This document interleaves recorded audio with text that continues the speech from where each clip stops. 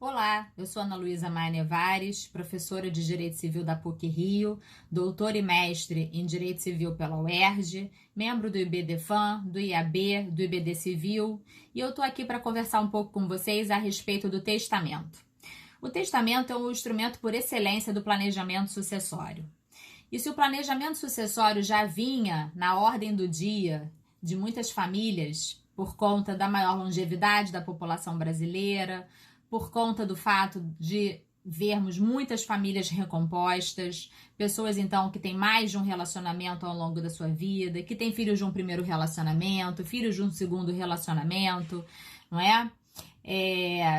O cônjuge e o companheiro sendo herdeiros necessários, enfim. Então, se o planejamento sucessório já estava na agenda das famílias, agora então, com a Covid-19, parece que esse planejamento chegou batendo mais na porta, mostrando para as pessoas que a finitude é real, né? Porque às vezes a gente acaba negando, né? A finitude. Tem gente que fala assim: ai meu Deus, não vou nem fazer um testamento, isso atrai a morte, né? Quantas vezes eu já escutei pessoas falarem isso? É difícil aceitar, mas é uma realidade. A finitude chega para todos. E a Covid-19, ela mostrou que estamos diante de uma doença desconhecida, que não escolhe a quem acometer e que não sabemos como o corpo acometido dessa doença vai reagir. Então, de repente, ficou assim mais viva, né, a necessidade de se pensar na sucessão, de se planejar a sucessão. E é engraçado que às vezes algumas pessoas, alguns alunos chegavam para mim e falavam assim: professor, eu quero pegar no planejamento sucessório, eu quero ver ele na prática, eu quero sentir o planejamento sucessório. Só que o planejamento sucessório é algo, às vezes, muito simples. Basta, em alguns casos, escolher o regime de bens. Já pode ser um planejamento sucessório. Basta lembrar que, pelo artigo 1829, inciso 1, a sucessão do cônjuge e agora, né, também do companheiro, depende do regime de bens. Então, a mera escolha do regime de bens já é uma forma de se planejar a sucessão hereditária. Então, o que eu quero dizer é que, por mais que às vezes a gente pense que o planejamento sucessório é alguma coisa muito complexa, nem sempre o é. O planejamento sucessório é muito peculiar a cada pessoa, a cada família, de acordo com cada necessidade, com cada desejo. Então, para você fazer um planejamento sucessório, você deve procurar um generalista, um profissional da área do direito das sucessões, normalmente é a pessoa mais indicada para começar a pensar no planejamento sucessório. E, diante das vontades, diante do patrimônio, é muito comum que esse profissional faça, então, parcerias, né, com outros profissionais da área fiscal, da área societária, não é? E, assim, crie aquele planejamento sucessório para uma determinada pessoa. Mas, raras vezes, vamos prescindir do testamento, né? E é por isso que eu escolhi tratar desse tema aqui com vocês, sobre o testamento. As potencialidades do testamento como um instrumento do planejamento sucessório, né? Como vocês sabem, o direito brasileiro, ele proíbe os pactos sucessórios. O artigo 426 do Código Civil diz que são nulos os contratos que têm por objeto herança de pessoa viva. É verdade que em algumas situações a própria lei excepciona essa regra. Por exemplo, vocês podem encontrar num contrato social de uma limitada, por exemplo, uma cláusula prevendo o que fazer com as cotas daquele sócio falecido. Isso é, de certa forma, um contrato que tem como um dos seus objetos a herança de uma pessoa viva. Então, em alguns momentos, a própria lei excepciona essa situação. Mas, como regra geral, eu não posso fazer um pacto, um contrato que tenha por objeto a herança de pessoa viva. Isso faz com que o testamento tenha uma relevância ainda maior, porque parece, então, que realmente ele é um instrumento por excelência do planejamento sucessório, né? O testamento é um negócio jurídico formalíssimo. Eu só posso fazer testamento por uma das formas previstas na lei. Não posso inventar uma forma de fazer testamento, né? Além disso, ele é um ato essencialmente revogável. Eu posso revogar a qualquer tempo. ele é personalíssimo, no sentido de que eu não tenho possibilidade de fazer o testamento em conjunto com outras pessoas, eu tenho que fazer o testamento sozinha. E ele é um ato unilateral. A cada pessoa corresponde um testamento. Basta uma declaração única de vontade para se constituir o negócio jurídico testamentário. E diante dessas características, eu poderia dizer que é uma vantagem, não é? O ato poder ser revogado, porque em algumas situações eu posso ter uma mudança de cenário, quem seja a revogação do ato, a sua atualização, por exemplo. E o testamento, ele difere o pagamento do imposto, né? Porque às vezes a gente encontra assim, algumas pessoas que querem já fazer toda a doação do seu patrimônio para os seus filhos, né? Não que isso não possa ser uma vantagem em alguns casos. Alguns casos pode ser uma vantagem realmente. Mas quando tomar essa decisão, tem que pensar que, uma vez doado, ainda que você se reserve o usufruto, você não vai mais ser o dono daquele patrimônio. E hoje em dia, com a maior longevidade das pessoas, é preciso atentar para essa decisão, né? Porque cada vez mais se vive mais, isso significa dizer que nem sempre aquilo que você trabalhou vai ser suficiente para pagar a sua, vamos dizer assim, a sua vida já no momento de velhice, quando você não vai mais ter aquela força, né, para trabalhar. Então, o que muitos estudos às vezes apontam é que aquilo tudo que você trabalhou, que você poupou, não vai ser suficiente para suprir as suas necessidades na velhice. Daí a necessidade de pensar nessas doações antecipadas, né, que podem ser ótimas, mas é só uma questão de avaliar, né, e não tomar uma decisão assodada.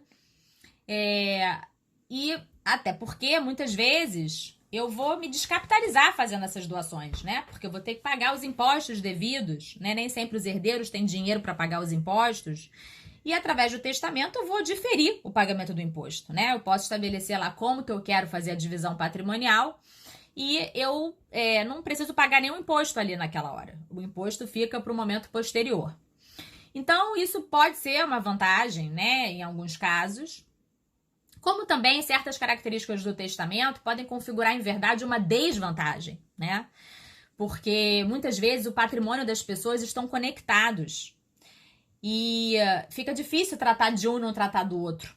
Outras vezes eu estou diante de negócios empresariais, né, que precisam de uma segurança nas decisões que são tomadas e justamente pelo testamento ser um ato revogável, eu pareço que eu não tenho aquela segurança, porque eu posso mudar o testamento, então cadê a segurança? Bom, fato é que o testamento é um documento muito procurado nos planejamentos sucessórios. Como eu ponderei com vocês, raramente eu vou ter um planejamento sucessório que não tenha um testamento, né? E o testamento é um negócio jurídico que tem eficácia múltipla para o testador. Convido a vocês a abrirem um Código Civil e ir lá para o artigo 1857, onde vocês vão ver que o artigo abre assim: toda pessoa capaz pode dispor dos seus bens através do testamento. Mas aí lá no parágrafo 2º é dito que são válidas as disposições testamentárias de caráter não patrimonial, ainda que o testador somente a elas se tenha limitado. Então, veja bem, o testamento ele tem uma eficácia múltipla. Ele serve a diversos objetivos do testador, quer sejam objetivos de natureza patrimonial, quer sejam objetivos de natureza existencial. Eu posso me limitar no testamento a nomear um tutor ou a reconhecer um filho, né? Então, o testamento ele tem essa diversidade, porque ele pode atender a várias demandas do agente. E o que tem de comum em todas as suas disposições é a natureza causa-morte, porque o testamento só produz efeitos uma vez falecido aquele que o lavrou. O maior limite à autonomia privada testamentária é a legítima dos herdeiros necessários. O artigo 1789 do Código Civil diz que aquele que tem herdeiros necessários não pode dispor de mais da metade do seu patrimônio. E quem são os herdeiros necessários? São o cônjuge, o companheiro, os descendentes e os ascendentes. Esses são os meus herdeiros necessários. Então, uma vez havendo cônjuge, companheiro, descendentes ou ascendentes, eu não vou poder dispor de mais do que 50% da minha herança. Então, é verdade que a gente hoje até discute, né, a legítima dos herdeiros necessários, se deveria ser como se o cônjuge e o companheiro deveriam ser herdeiros necessários. Me parece que está existindo uma proteção excessiva na sucessão hereditária para o cônjuge e para o companheiro. Precisamos pensar numa mudança legislativa, não é? Mas precisamos, vamos dizer assim, enfrentar a legítima dos herdeiros necessários, né? Eu não posso ultrapassar esse limite e, portanto, ele vai informar toda a minha, todo o meu planejamento sucessório, né? Bom, diante disso, eu tenho que ponderar com vocês que se eu tenho uma liberdade testamentária quantitativa limitada, no sentido de que eu só tenho 50% para dispor, que é a minha cota disponível, quando há herdeiros necessários, conforme o artigo 1789, eu preciso ponderar com vocês que há uma liberdade testamentária qualitativa, ou seja, o artigo 2014 do Código Civil diz que o testador ele pode dispor sobre os bens que devem compor os quinhões de cada herdeiro, desde que aqueles bens respeitem o valor dos quinhões. Então, notem bem, há uma liberdade testamentária qualitativa, no sentido de que o autor da herança pode deliberar os quinhões dos herdeiros. E isso pode ser algo muito importante no planejamento sucessório, no estabelecimento da distribuição da herança, porque através dessa previsão, você pode indicar que bens que você gostaria que integrasse o quinhão de cada um dos seus herdeiros. É verdade que nós temos alguns princípios que regem a partilha. São eles: a maior igualdade possível entre os herdeiros e uma maior comodidade entre os herdeiros, o que significa principalmente evitar o condomínio, porque sabemos que o condomínio é um alvo sempre de problemas, né? De disputas. Então, se busca evitar o condomínio. Mas a comodidade, ela é mais do que isso, né? Que é você poder, vamos dizer assim, respeitar os vínculos dos herdeiros com os bens hereditários. Porque muitas vezes os herdeiros de uma pessoa acabam se vinculando de alguma forma aos bens integrantes da herança. Porque moram no bem, por exemplo, ou trabalham no bem, por exemplo. E são vínculos que são estabelecidos pelo autor da herança. O autor da herança permitiu que aquele herdeiro habitasse no bem. O autor da herança permitiu que determinado herdeiro trabalhasse no bem. Então, muitas vezes, esses vínculos, eles são decorrentes de atos do próprio autor da herança, não é? Então, a comodidade, ela não é só evitar o condomínio. A comodidade também é fazer uma divisão que respeite esses vínculos dos herdeiros. Por isso, até que nós podemos imaginar que podem existir disposições testamentárias, até por ter passado muito tempo do testamento, que acabem violando esses limites. Esses vínculos dos herdeiros com os bens. Imagina só uma situação em que o testador tenha emprestado um imóvel para um filho morar, né? E aí esse filho foi morar no imóvel, se casou e teve um filhinho. E esse filhinho, por uma questão da vida, nasceu com uma deficiência motora, por exemplo. E aí aquele filho, ele adaptou todo o imóvel para o seu filhinho, né? Para o neto do testador. Só que aquele imóvel está feito lá num testamento há 15 anos atrás, ele foi destinado a um outro filho do testador, não aquele que teve o neto com uma deficiência motora. Será que nós não poderíamos imaginar que esse filho, que é herdeiro necessário, que está morando no imóvel já há bastante tempo, fruto de um empréstimo concedido pelo autor da herança. Aí ele já adaptou todo o imóvel para uma deficiência motora do seu filho. Ou, por exemplo, esse filho tem autismo e muitas vezes o autista, para ele é muito difícil, né? Mudanças de ambiente, mudanças de situação. Então, o que eu tô querendo dizer é que a gente precisa também olhar para o direito das sucessões como um local, né, como um ambiente que estabelece uma distribuição de patrimônio e que o patrimônio serve à pessoa.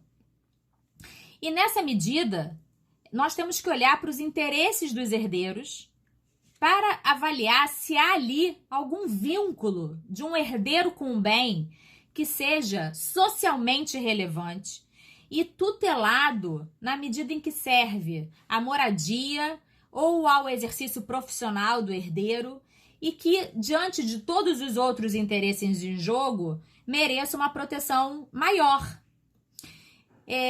Muitas vezes se critica o direito das sucessões por ele ser neutro, porque ele não atenta para a natureza do bem transmitido, nem para a pessoa do sucessor. Como regra geral, o direito das sucessões ele não está se importando de qual é o bem que está sendo transmitido, quem são os sucessores, né? Se é menor, se é maior, se é um bem rural, se é um bem urbano, se é dinheiro, se são cotas de empresa, se ações preferenciais ou ações ordinárias, se vende o controle, se não vende o controle da empresa, né? Se tem direito a voto ou se não tem. Então, o que eu quero dizer é que em diversas situações a gente olha para o direito sucessório, ele parece assim que está neutro, ele parece que ele não interfere, né, na relação das pessoas com o patrimônio. E na hora que eu paro e penso no direito das sucessões como um locus em que há uma gestão de patrimônio, né, em que há uma distribuição de patrimônio, eu tenho que olhar para a função social da propriedade. E para que essa função social da propriedade seja efetivamente atendida, eu tenho que pensar nos vínculos dos herdeiros com os bens. Então é por isso que eu enalteço o artigo 2014 do Código Civil, pelo lado de que o testador, através dele, pode estabelecer uma partilha respeitando a comodidade dos herdeiros, no sentido de atender aos vínculos dos herdeiros com os bens. Então, há, sim, no direito brasileiro, uma liberdade testamentária qualitativa. Mas eu ressalto que, em alguns cenários, que serão, na maioria das vezes, excepcionais, eu posso ver que essa liberdade testamentária qualitativa está violando um interesse legítimo e socialmente relevante de um dos herdeiros, a ponto de fazer valer uma, vamos dizer assim, até um não cumprimento daquela determinada disposição testamentária em prol desse interesse legítimo e socialmente relevante do herdeiro, né? Bom, além do 2014, que prevê, então, né, a liberdade testamentária qualitativa, eu posso olhar para o testamento e visualizar no testamento um instrumento que vai me dar uma potencialidade na hora de proteger herdeiros menores ou com deficiência. Por quê?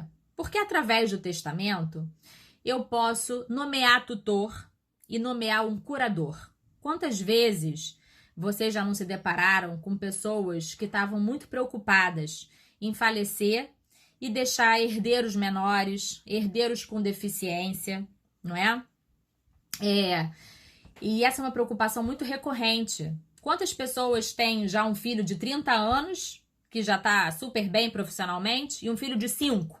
E aí se vê na possibilidade de falecer, e para aquele de 30, ele já conseguiu, né, fornecer todos os caminhos da educação, deu o melhor que ele pôde.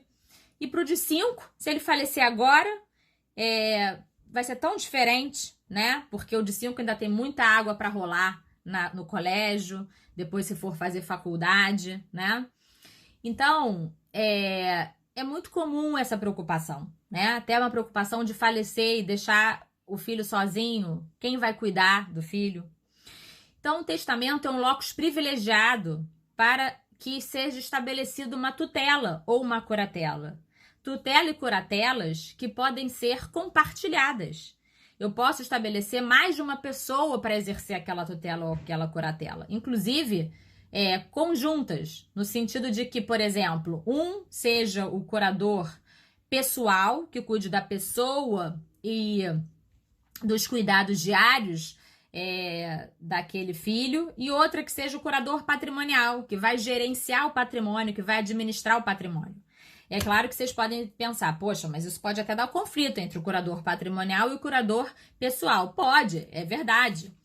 Mas se há uma harmonia entre esses dois curadores, pode ser uma ótima dupla, né? Um sabe mais como gerenciar o dinheiro, né? Tem mais essa perspicácia, e o outro vai cuidar daquele curatelado, né? Vai estar mais atento ao dia a dia.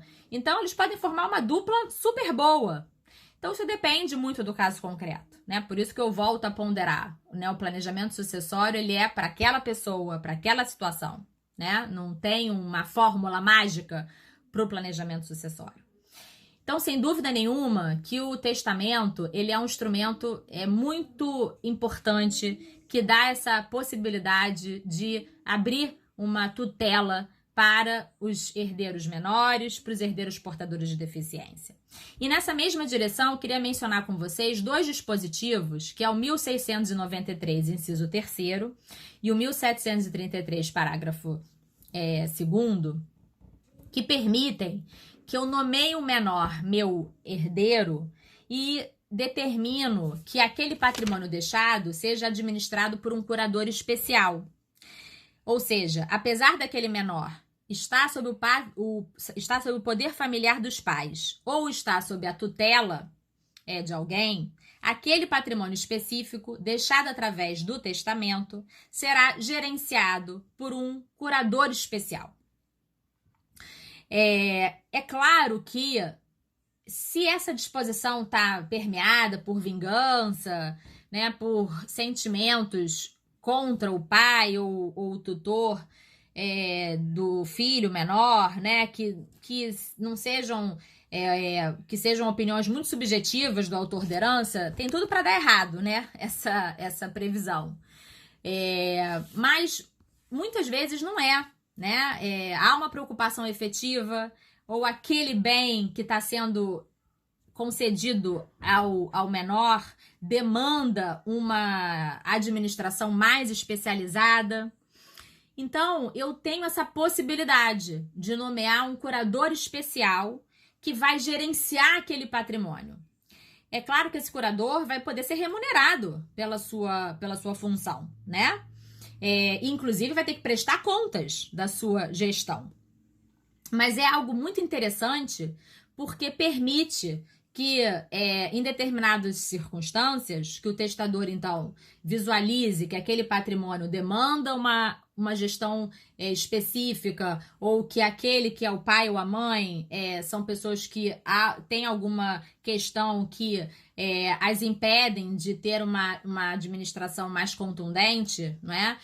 Que o testador, então, preveja essa curadoria especial para os bens deixados para o menor, né? São os artigos 1693, inciso 3, e 1733, parágrafo 2º do Código Civil.